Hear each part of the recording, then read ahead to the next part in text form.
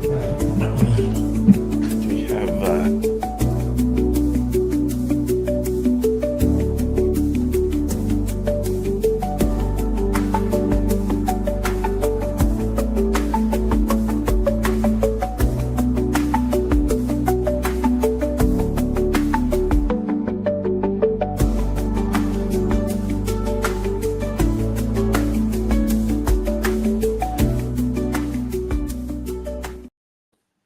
Hello, everybody. Welcome to United Opposition. I am here at my home, and I have a special guest with me today.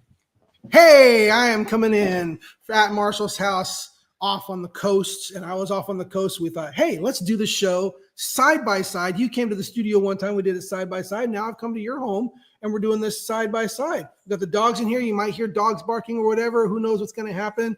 But we wanted to try something, so we started a little bit late today, but we got everything working. But yeah, we're here over on the coast. I came over here, just kind of a little getaway last minute, and the only place that I could get a place to stay was in Solvang, which is like an hour out away from Pismo and San Luis Obispo, where my family is and stuff. And I've been there before. I would call it an old person town. Right, you know, it's like antique stores, and you know, everything is like, what would it be, Danish? Yeah, everything is like Danish, because they say it's not Dutch, it's Danish for Denmark and everything like that. And I'm like, okay, we'll be there and everything like that. Well, officially, I must be an old guy because I had the greatest time. Like, it was so relaxing being in Solvang, and the timeshare that we were staying at was just great and peaceful, and so I'm rested and yeah, just getting ready to head back home. But I wanted to swing by over here, and we could have our show here at the home of Marshall. And there's a train. Yep, the Amtrak runs right past here. Really? Is that like the California Zephyr or whatever? No, it's either the Coast Starlight. Oh, okay. Or the Surfliner. Oh, the Surfliner. That's what I meant. Not the Zephyr, but the Surfliner. Yeah. One of these times I'll ride it whenever it makes sense to ride the Amtrak. You do trains all the time, right? All the time. Love it. That's cool. Is there actually a stop here? Yes, there is. In where we're at? Yeah, wow. Did not know that. So it goes right along the one. Within walking distance, yep. That is amazing. Yeah, because the train is like right there. I can hear that. Yeah. Well, hey, we got a lot of stuff going on in the news. We got a lot of things happening.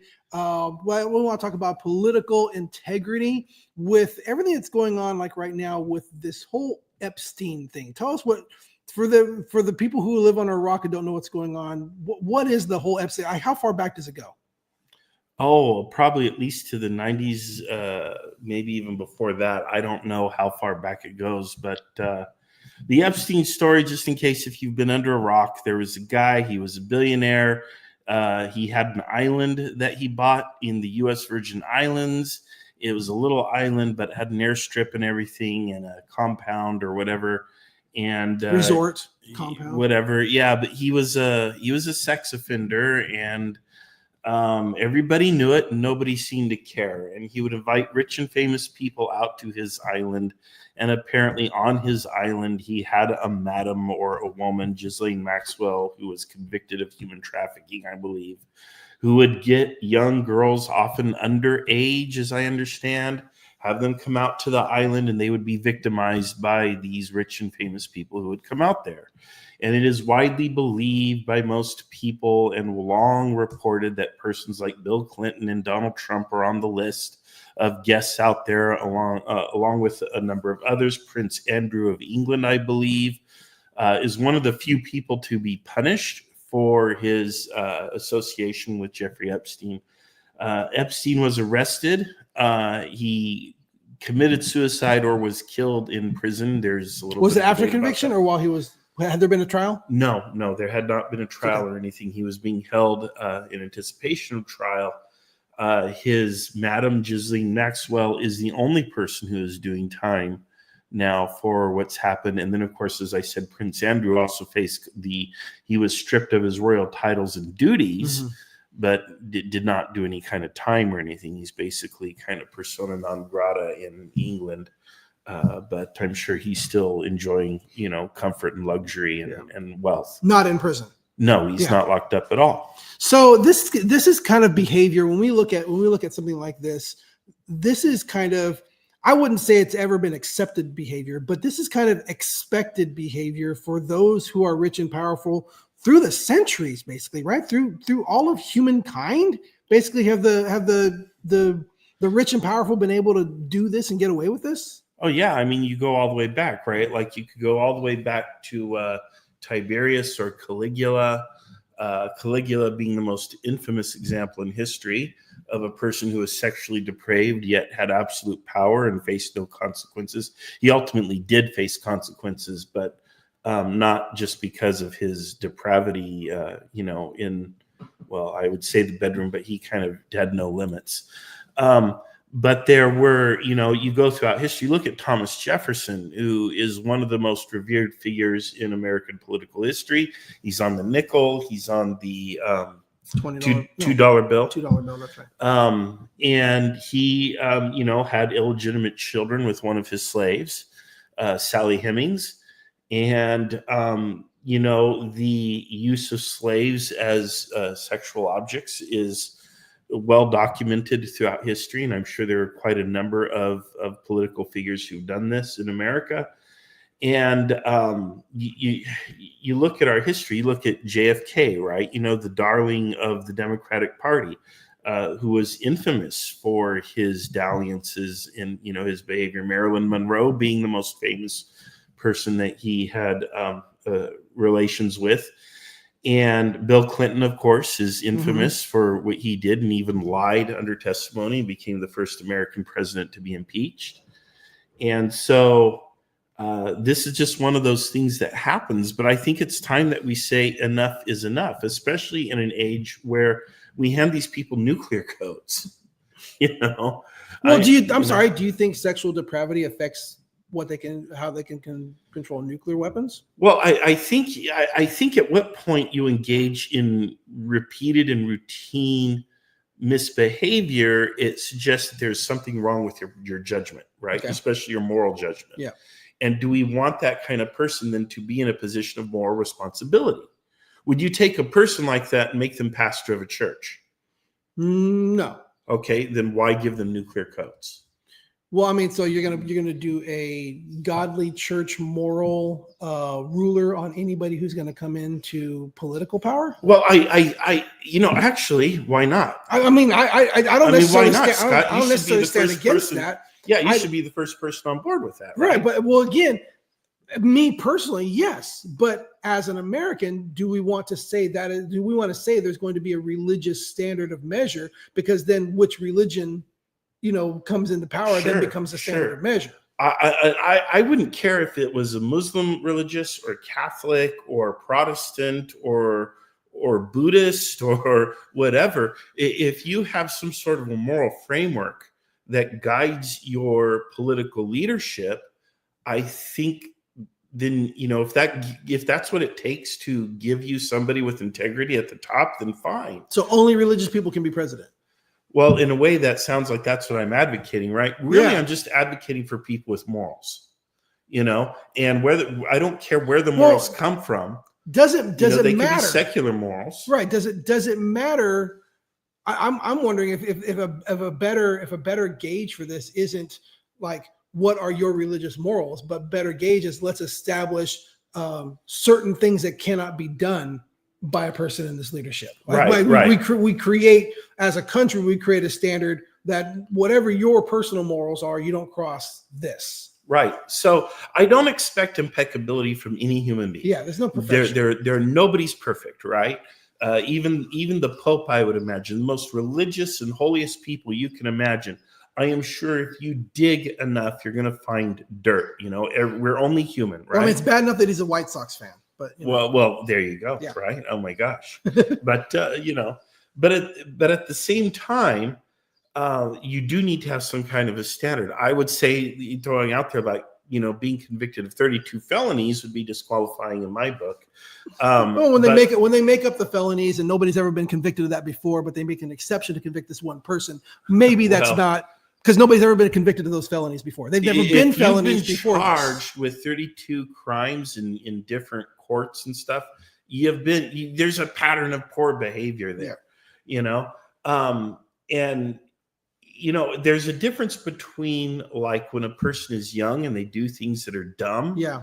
and when a person is in their 60s or 70s and they're quite mature and there are certain behaviors. When Clinton was being impeached as a young man, I supported the impeachment because I felt that it was inappropriate to have a president get on camera or get in front of Congress and lie under oath to the American people and to Congress, which to me is functionally the same thing.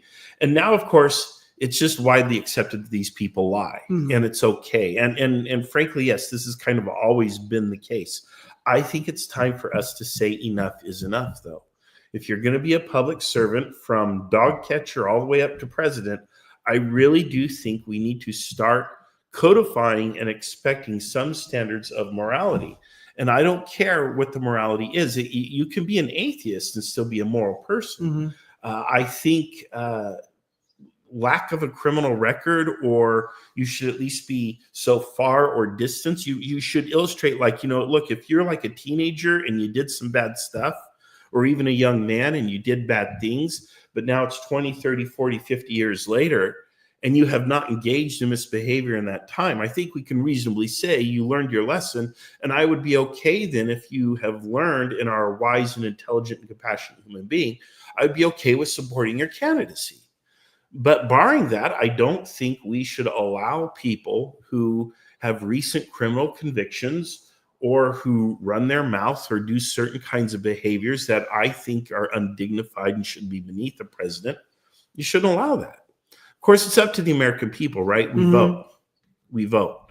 Does that open the door if you create a set of, like, here's this list, does that open the door to someone who opposes that person of ginning up fake things that are enough, and now that disqualifies that person based on what somebody else says about them, even though it may or may not be true? Does that create an unnecessary wall for qualification?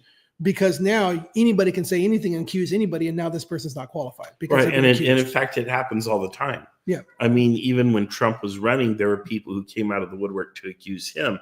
And there are these scandals. And in fact, it's a known campaign tactic when somebody is in the lead to wait for the week before the election or whatever. October surprise. Yeah, that's right. It's the October surprise. Somebody will come out and level some heinous accusation. Does now creating a list of because people are going to weaponize this. Yeah, but at the same time, is that too dangerous? No, I don't think so, because I think what you do is you create some sort of a standard where, again, a criminal conviction or something that is actually on a record. Look, if you have a recording of somebody saying something that is highly inappropriate, or a video or something. Well, even nowadays, no, because anything can be generated by AI. I think it has to be something that has been vetted, investigated, proven beyond a reasonable doubt in a court of law. I would agree with you in terms of whether or not you allow a person to run for office. That yes, there should be a legal standard for that, and there should be a conviction. Yeah, I would agree with you there. And so if you're convicted before the election, then that's that. At the end of the day, though, it just seems like it opens up so many doors for people do this anyway. Abuse. Scott. They do it anyway, but it hasn't been codified before. Once you codify it, now it can, like you said, it can be weaponized with an exactness that you cannot do nowadays. But look at what we got now.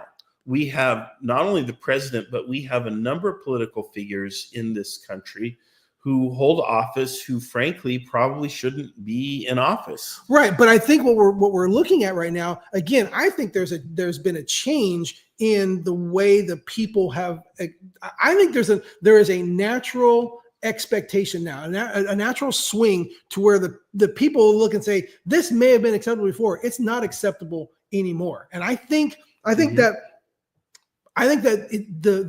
the solution we're looking for is happening without it having to be codified. I think the people are saying, we're not going to vote for these people. Nobody cared about whatever was the Epstein list before. Nobody, and now people do. Nobody cared before Me Too. They knew it was all happening, but now I don't think people can get away with it the way they used to.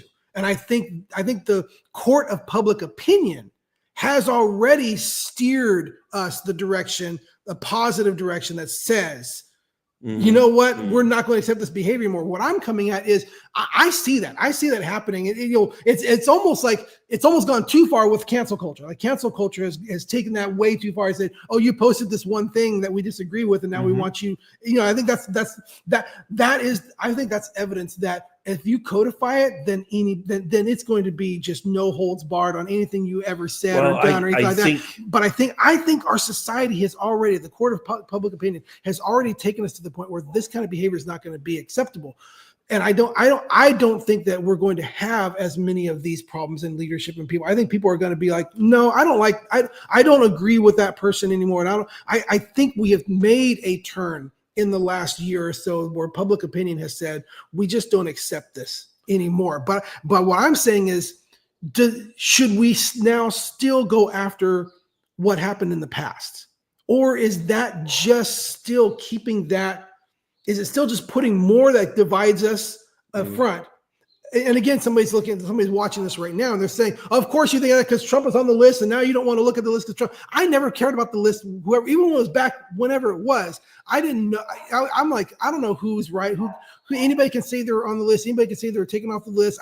I don't know that there's enough through the chain of what do they call it, through the evidence, the chain of custody. The chain of custody of the evidence. I don't know that we can even trust whatever name is on there. And I'm just saying, at this point, I feel that public opinion has said, we're just not going to accept this anymore. And I think we can move forward with that.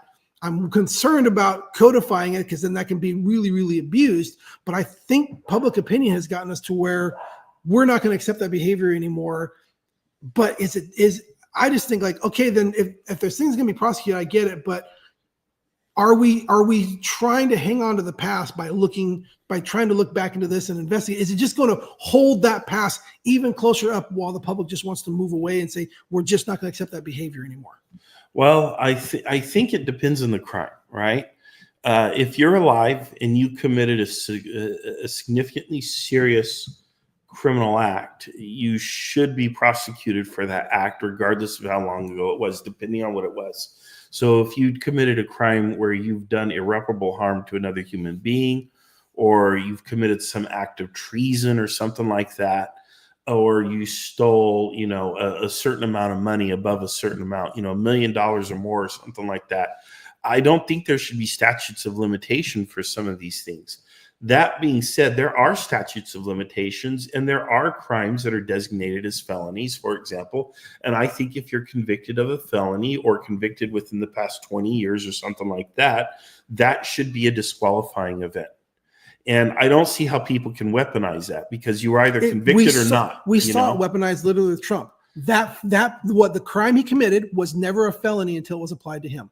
They changed the rules to make it a felony. There were 32 different cases. It was one case that happened 32 times, so they could charge him 32 times. Every payment that he made was considered a new crime, but it was the same crime, and it was never a felony before that. That's what I'm talking about. It can be weaponized against political figures. You can say, you know what, this is now a felony, and now we're going to disqualify that person. I'm afraid of it being. So there's a principle in United States law called ex post facto law, which means you cannot be punished retroactively for something that they've established as a crime. So I'm skeptical that that literally just happened. It got upgraded to a felony. It was so nobody's ever been convicted of this as a felony. There are charges which are called wobblers, which can be charged either as a felony or as a misdemeanor, and it depends on the circumstances. But there is no scenario where a person in the United States can be charged with a felony if at the time they committed the misdeed, it was not a felony. Right. But again, like you just said, nobody before us, so maybe they didn't change it, but the fact is nobody before Trump had ever been charged as a felony. Okay, so one judge decided. If he was paying one hush judge, money, right? But one judge, but again, he's breaking the law 32 times. Yes, but one judge decided to say, you know what? In this particular case, I'm going to make it a felony because it's Trump. No, judges don't do that. The DA does. Well, whoever it was, somebody. And the judge, of course, agreed that he's guilty. But again, it was something that was weaponized. That's how the never law been works. Applied to anybody else. But they're going to, in this case, apply that this way for this one person because it's targeted at a specific So person. is it appropriate to pay hundreds and thousands No, of or course millions not. of dollars? But- Okay. no, but Then I'm you just- want this person to have the nuclear codes. No, what I'm saying is this is an example of how it can be weaponized. Oh, okay. Well, maybe And that's if and you the more don't, you codify it, maybe if you don't do crimes and then bribe people to keep their mouth shut, Mhm. it can't be weaponized against you. You know, it's one thing for somebody to come out of the woodwork. And it's so say, funny. "Oh, Here's the person talking about, if you could apply the same thing for anybody who crosses our border, and you would be against that. when people cross the border, They're breaking the law, and they it's should be. No, it's yeah. a civil offense. It's like at Doesn't the matter. same level as a parking ticket. Yeah, okay, but it doesn't matter. But we're gonna prosecute it because they can be deported. You're literally making the argument that the right makes about, and you're choosing to make that argument for one thing because it's Trump, while ignoring it for. Well, for because that. there's a big difference between crossing a border and In looking whose to create a opinion? better life for yourself In and your whose family opinion? versus doing a Right. misdeed and bribing somebody to keep their mouth shut and about it. all it takes is And the then judge, running for and political office, so and you all- can get your hands on the nuclear codes and all and it do takes is whatever a else. judge, and all it takes is a judge and a prosecutor to say, you know what, yeah, this is a special case for this one person. We are going to do what we've never done Which is before. more than we're giving to many of the people we're arresting as illegal migrants, including legal citizens. You know, at least you got due process. Yeah.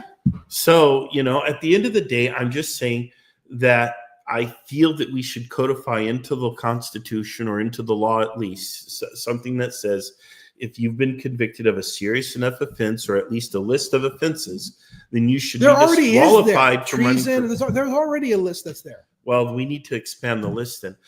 But if we don't have that, then we as voters need to codify that ourselves. And that's what I think we're already doing. That's what I'm saying. right. I right. think But we as obviously voters have we- already we messed it up this time. right, but I think we've already made the turn. I think public opinion has made the turn, and I think we can follow this turn Mhm. without putting things, codifying it so that it can be weaponized in the future, and also without necessarily having to focus so much on going back. I understand that there's victims and there's I think crimes it and there's depends on it, the it crime. depends on what it is. It's just going to it's been so long since anybody's investigated this. So it's been so long that things have happened before there was an investigation, and the evidence has gone through such a mix of chain of custody. I don't know how we can trust any of the evidence. I don't know how I don't know how in this particular case we can even determine what truly happened.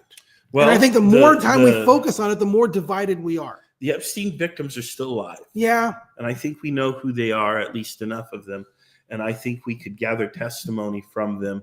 And I do believe that there have been several persons who have said that they've seen people like Clinton and Trump and others on the island and actually doing things that are illegal. Okay. So there are people on record who are saying, I've seen But that's this not happen. enough. So what else? Well, you gotta I get? don't know that it's enough or not because they haven't had a chance to. But what I'm there saying- hasn't been a trial. But that's what I'm saying. But one person's testimony is not enough. In any trial, one person's testimony. Right. Is So what you need to do is you need to have a grand jury, right? And they Mhm. need to investigate. They need Yeah. to look at all the facts and decide whether or not not I'm just charges should saying. be I'm just filed. saying. I don't know that we can trust any evidence that exists in those files. No. How can we? How I can we think you trust can't, any evidence? because that's the in there? witnesses and victims are still there. You know, I think you can reconstruct the details of a crime. You need to do it through an independent commission. You need a grand jury. Mhm. You know, I would not trust Democrats or Republicans to take the charge in this because I Then, think then what frankly, can you both- do? I think you put it in the hands of the people. You know, Democrats and Republicans, meaning the party apparatus and the Mhm. rich and the powerful, are one group, one class of people. And it's them versus the rank and file people on Main Street, which is the rest of us. And we as the people on Main Street, whether we considered ourselves Republican or Democrat before, we need to stop making those distinctions. And we need to start realizing that we are Americans, we are neighbors, we are friends, family, parishioners. We are together against those people at the top who are doing everything they can to fleece us, to cheat us, to steal from us, to destroy our quality of life. And they are the enemy. Whether they're Republican or Democrat makes no difference. And we need to stop saying I'm Republican and I'm Democrat. And we need to start saying I'm American. Which typically I think we're leading by example, because I'm not a Republican and I don't think you're a Democrat. No. Yeah, we're leading no. by example in that area. And that's what we need to do, is we need to say, you know what, Scott, you and I have had some very bitter disagreements. Mm-hmm. But in spite of our bitter disagreements, we can sit here in each other's houses and we can have a conversation. Well, you're not invited to my house. Oh, well, it's too hot there anyway. I don't want to go. It would be a punishment. We have broadcasts from your house. We have broadcasts from my house. Yes. You know, but I ultimately totally a joke, everybody. But ultimately, I really do think that's what we need to do. We need to start a movement where we say, you know what? I'm not interested in the Republican or Democrat label, because a lot of the people who run these parties, they don't represent me or my interest. They don't speak for me. I don't know of a single Democrat who speaks for me, nor do I know of any Republicans who do. So that means we're both joining Musk's new Elon's right? new No, he's probably even worse, which is astonishing to me. But no, there really needs to be a grassroots political movement in this country. And that's what it needs to be. You know, if you want to get back to American values, if you want morality and appropriate behavior and honesty and integrity in your politicians, it starts with us and how we exercise our power at the ballot box. I feel I agree with you in that. And I think that's what we need to do. I think our society in general, like I said, has started to make that turn.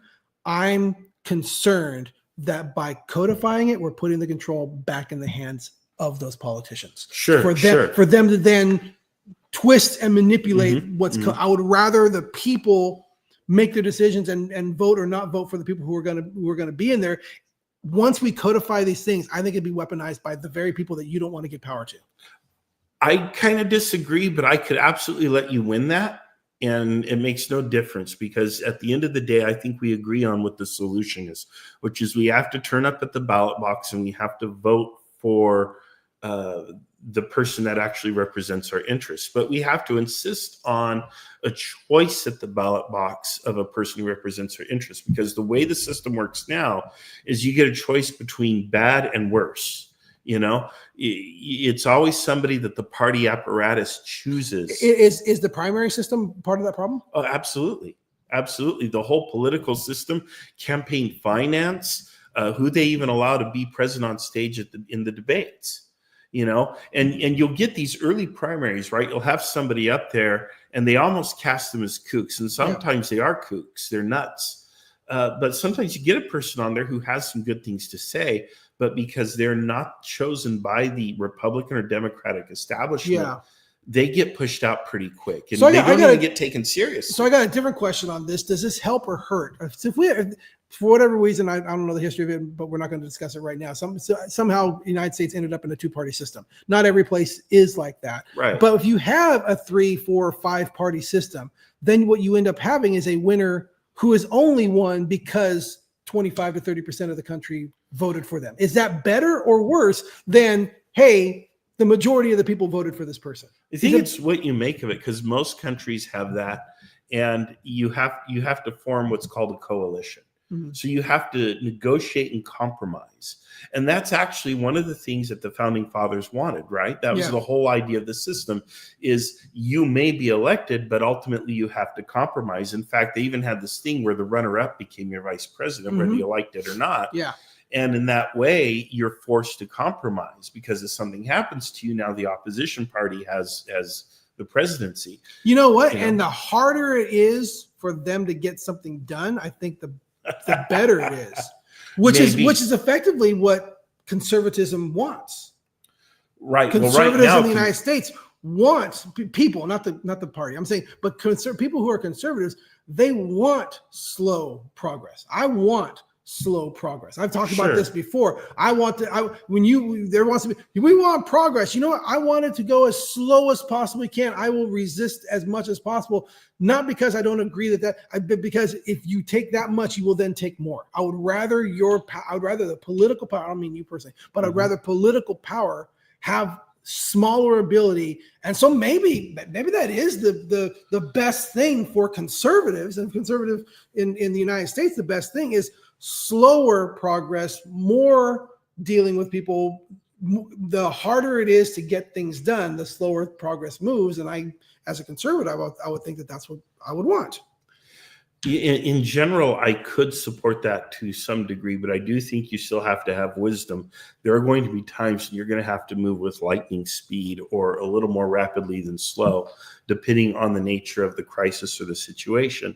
That being said, yes, I do think we should try to build consensus and govern by consensus. The problem we run into, I think, are these wedge issues, right? Abortion, immigration, gun rights, things like that, the right, whether or not you can bear arms.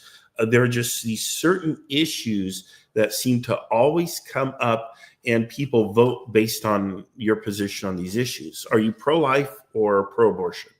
And that's how people vote. And no other issue even factors in.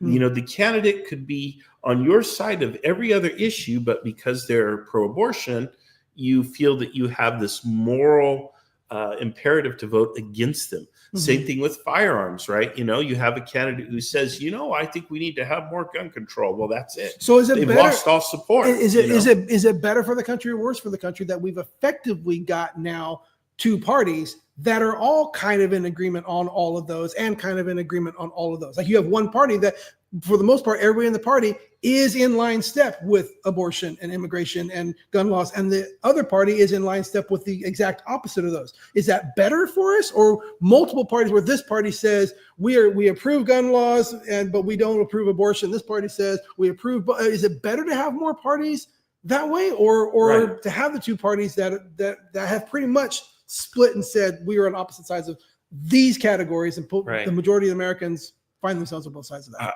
I like the idea of more choice for people. You might find a political candidate who is pro-choice but also pro-gun.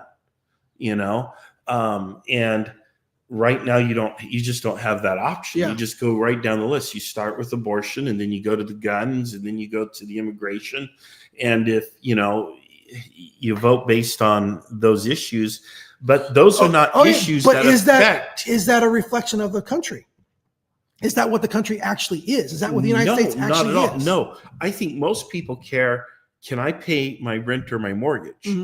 Am I going to be able to retire? No. Can I understand that. Those are what are the schools going to be like for my kids and grandkids? As far as those beliefs of those major things, is our two-party system, and though here it is, based on somebody has chosen this is what we're going to do, or have the American people said this is where we split? Is it a reflection or a design? Well, let's take the case of abortion, right? Americans go to church every Sunday, those who still go to church, and they are told you cannot vote for a pro-choice candidate, and that is somehow an a priori issue. And if you vote for a pro-choice candidate, you are committing some level of a mortal sin. If you're Catholic, you're probably being told that you're committing a mortal sin, which means you're in danger of going to hell for voting for a pro-choice candidate. And the calculus stops there. That candidate could have Catholic views down the rest of the ballot. They could be absolutely, they could be Roman Catholic, and they have been, in fact. And yet, because of their position on the issue of abortion, you have this moral imperative, or so you feel, to vote against them. And I think that's the problem. And the thing is, most Americans, I don't think, care that much about abortion. It's an issue that's used to hype people and whip people up. The same thing about the guns, and the same thing about the immigration stuff. I think most people are told they are supposed to care about these things, but in reality, it just doesn't affect their daily lives. Guns could be absolutely legal or absolutely illegal tomorrow, and my life, there would be no material difference to my life. Likewise, immigration, likewise, abortion. What makes a difference to my life, for example, is what's going to happen with Social Security. Am I going to be able to retire? What about the price of gasoline and groceries and things like that? These are the things that affect my life and that I care about. And I think most Americans are in that boat. This isn't to say those are trivial issues. But I was saying maybe there are things that are more important than how it affects your life. Correct. And I personally, I mean yours. I'm saying you guys, abortion, immigration, guns. These are important issues, but we've created this political environment where those are like the only issues for many people. And I think that is incredibly short-sighted. And the choices that we give you at the ballot are all one or all the other. Mm-hmm. And I think people are more complicated than that. They're more complicated than red or blue. There's purple all over the place. I just there's don't know. no purple candidates. And I don't know how easy it's going to be to change this. I think you and I are in agreement that expanding the parties, making more choices in what people represent instead of just a two-party system. I think making more choices. I like the idea, me personally, of that will slow down the process to where it'll be harder for things to just suddenly be changed. That it would, as a conservative, I feel like that is a better choice to slow down the process. And so that's kind of where I stand. We're at 35 minutes. We're probably going to end right here. If you have any last thing you want to say. Well, we certainly don't want rule by edict, whether it's Obama or Trump executive actions, right? Because that's certainly very fast, not slow. I think that's a topic for another podcast. Generally, I agree with you that I'm okay with a slower rate of change, but there are going to be times and places where we're going to have to be a lot more responsive. And I hope that as long as we have a system that allows politicians to be quickly responsive in those cases, I'm okay with a system that otherwise says, hey, go back and debate this and come to a compromise, even if it takes you a few months, and work something out that's amicable to most Americans. And then that becomes the new law of the land. I'm okay with that. All right. Well, this has been United Opposition with Marshall and Scott. We will probably be coming from two different cities again in the future, but take a look for this. We were gone for a couple of weeks, but we're back, and thank you guys for being here. Until next time, God bless you. We'll see you later.